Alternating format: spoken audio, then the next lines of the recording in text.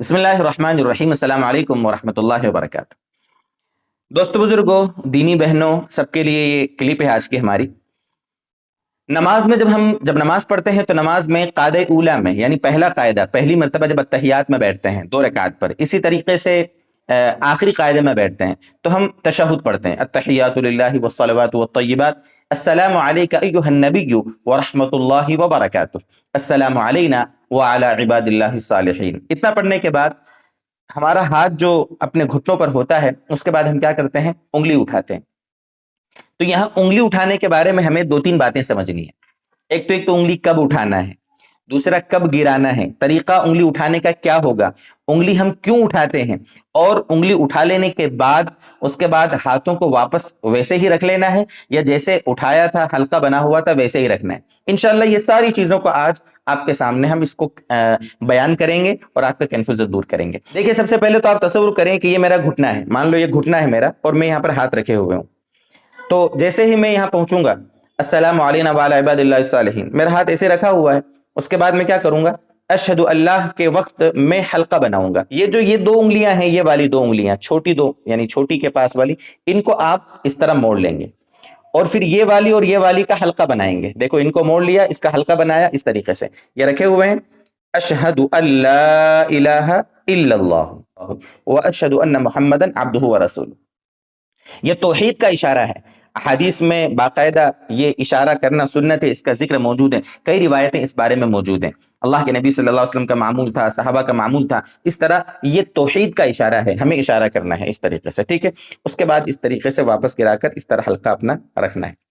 اب سوال یہ ہے کہ کیا اشارہ کرنے کے بعد واپس ہاتھوں کو ایسے کر دینا ہے جیسے بہت سے لوگ کرتے ہیں، یا جس طریقے سے ہم نے اشارہ کرتے وقت ہاتھ اٹھایا تھا اور حلقہ بنا ہوا تھا، اسی طرح ہم کو سلام پھیرنے تک یا پہلے قاعدے میں اگر ہیں تو جب تک دوسرے رکعت کے لیے کھڑے نہ ہو جاویں ہاتھوں کو اس طرح رکھنا ہے؟ سنت کیا ہے؟ اس بارے میں کنفیوژن ہوتی ہے۔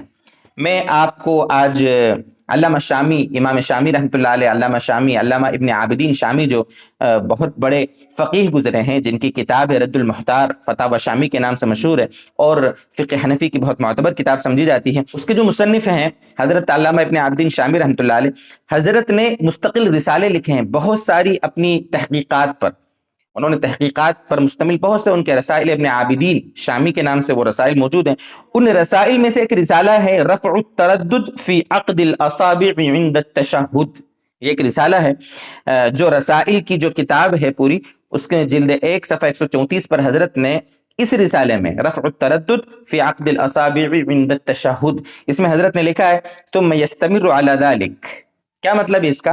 کہ جیسے یہ حلقہ بنایا ہے نا، تو یہ اسی حال میں پھر یستمر علی ذلک، اسی طرح رکھے گا وہ، یستمر علی ذلک۔ آگے لکھا ہے لأنہ ثبت العقد عند الاشارۃ بلا خلاف، اس لیے کہ اشارے کے وقت جب یہ عقد کرنا، یعنی کہ اس طریقے سے انگلیوں کو موڑنا اور حلقہ بنانا، جب یہ ثابت ہے، ثبت العقد عند الاشارۃ بلا خلاف، سب علماء کے نزدیک، وَلَمْ يُوجَدْ أَمْرٌ بِتَغْيِيرِهِ، اور اس کو واپس بدلنے کا حکم جب موجود نہیں ہے، فَالْأَصْلُ بَقَاءُ الشَّيْءِ عَلَى مَا هُوَ عَلَيْهِ وَاسْتِصْحَابُهُ إِلَى آخِرِ أَمْرِهِ۔ پتہ چلا کہ جب عقد کا حکم ہے تو اس کے بعد واپس اس طرح کرنے کا حکم نہیں ہے، تو حضرت کا کہنا یہ ہے کہ اسی طرح ہمارا ہاتھ رہے گا۔ یہی سنت ہے۔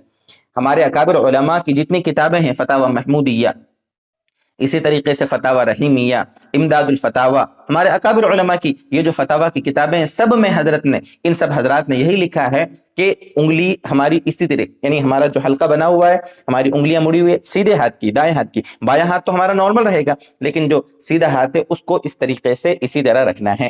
یہ ایک اہم مسئلہ تھا، نماز کی ایک اہم سنت تھی، جس کی طرف عام طور پہ لوگ غفلت برتتے ہیں، کب انگلی اٹھانا، کب گرانا، طریقہ کیا ہوگا، حلقہ کیسے بنائیں گے، اور کیا آخر تک سلام پھیرنے تک ہمارا ہاتھ اسی طرح رہے گا، اس بارے میں کنفیوژن تھی۔ تھوڑا آج اس کو ہم نے دور کرنے کی کوشش کی۔ مجھے امید ہے کہ میری یہ بات آپ کو سمجھ میں آئی ہوگی۔ اگر آپ کو سمجھ میں آئی ہے تو آپ کم سے کم کمنٹ میں جزاک اللہ لکھ دیں، آپ کا شکریہ اس طریقے سے کر دیں اگر آپ کو اچھا لگا ہو تو۔ ویسے بھی حوصلہ افزائی کے لیے کمنٹ کرنا چاہیے، اپنے دوستوں میں ثواب کی نیت سے ویڈیو کو شیئر کرنی چاہیے اگر آپ کو اچھی لگی اور دین کی بات آپ کو سمجھ میں آئی ہو تو آپ کوشش کریں کہ ثواب حاصل کرنے کے لیے دوسروں کے پاس بھی بھیجا کریں۔ اللہ ہمیں توفیق دے، نمازوں کو اللہ تعالیٰ اپنی بارگاہ میں قبول فرمائے۔ مزید کوئی کنفیوژن ہے آپ کمنٹ کریں، انشاءاللہ اس کو بھی دور کرنے کی کوشش کریں گے۔ والسلام علیکم ورحمۃ اللہ وبرکاتہ۔